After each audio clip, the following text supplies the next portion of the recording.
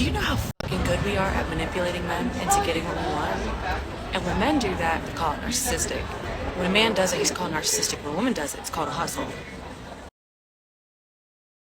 But there has been times where I will be talking to a man and I won't be feeling it, and people will be like, why? And I'll be like, he's just too nice. And people will look at me like I'm stupid. They'll be like, what do you mean he's too nice? Like, you want somebody mean?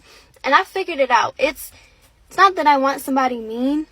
It's just what I'm looking for in a man is masculine energy that is dominant over my masculine energy, so it can bring out my feminine energy. Does that make sense?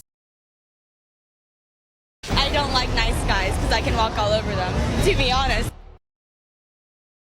If you've ever wondered why women are attracted to you are falling victim to a lurking variable problem. Women don't like but they are absolutely attracted to guys who are self-assured and bold and have options and keep busy. And sometimes these traits are associated with likewise, women can be turned off by guys who are too nice or especially too attentive. And it's not because they don't like being treated well. It's because these traits are associated with desperation when they barely know you.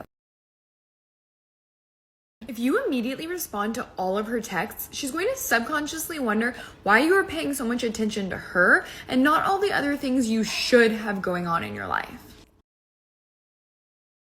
You guys have a date set. All that there needs to be is a confirmation, maybe a day or two prior, and that is it. Save the conversation for in person. Enjoy the date when it happens. Go out, see them for who they truly are. Okay, listen to me. If he's not making plans, if he's just texting, if he likes to just have a conversation, a mass debate on text messenger, this is what you're going to do. Reply, oh my God, so much. Can't wait to tell you when I see you next. I don't know who needs to hear this right now, but we don't chase men! We chase the bag! We don't need honeys, we need monies.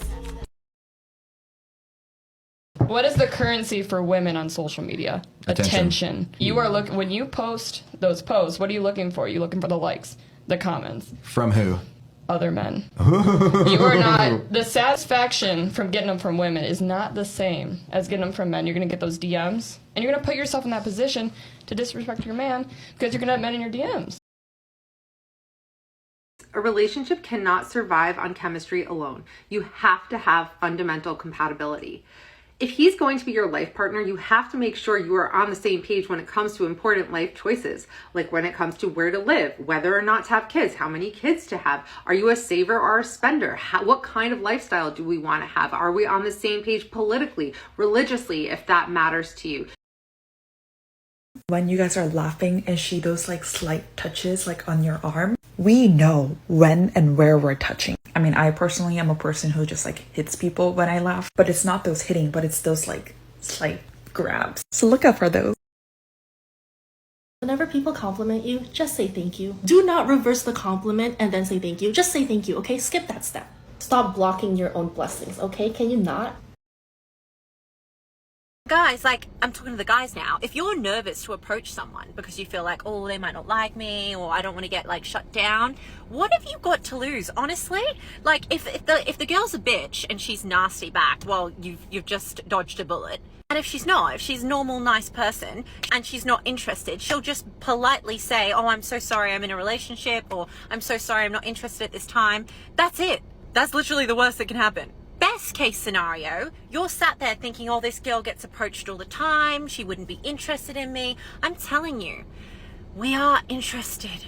Single girls are interested. The first type is the victim. She attracts to herself the type of men who will inevitably prove herself to be right. She thinks that people want to use her. She thinks she's not worthy. She doesn't see her value in just her own intrinsic femininity and humanity. So she attracts this type of men and they end up fulfilling that prophecy.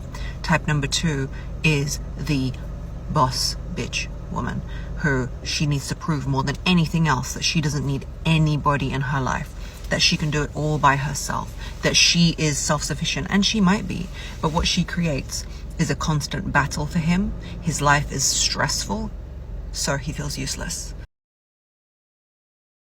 If you want to see the person you're talking to is a red flag, look at their friends. There's a saying that your friends are a reflection of yourself. So my friend group switches if my morals and values change, and I think that's normal because I want to surround myself who can support me. And if I were to look at somebody's friends and they are doing some kind of weird activity that I don't want to participate in, and I'm sure they'll get like eventually influenced by it. So look at their friends. When they have an absent father, they remove the pain of it by destroying his reputation, by saying, I hate him, he was a prick, he was this, he was that. You only realize the trauma mostly when they try and get into relationships. And there's a level of fear of abandonment that you can't soothe them with. Sometimes you just can't soothe them. They just might be overly anxious that you're going to leave them. They might be overly independent and think, I don't need you, because you might leave at any point. They might be easily triggered. And you're thinking, I'm doing my best. What's wrong with her? Why won't she calm down? Children need two parents. And when they don't have that, they don't regulate their emotions correctly as an adult. And it's hyper-triggered when they're in a relationship and they're finally in love. This was what truly high-value men do. They pick wisely. They pick super, super wisely. They're highly selective with the women that they choose. They can't just take any old girl and then try and train her. They ain't got time for that. They take a woman who's been well trained by her family.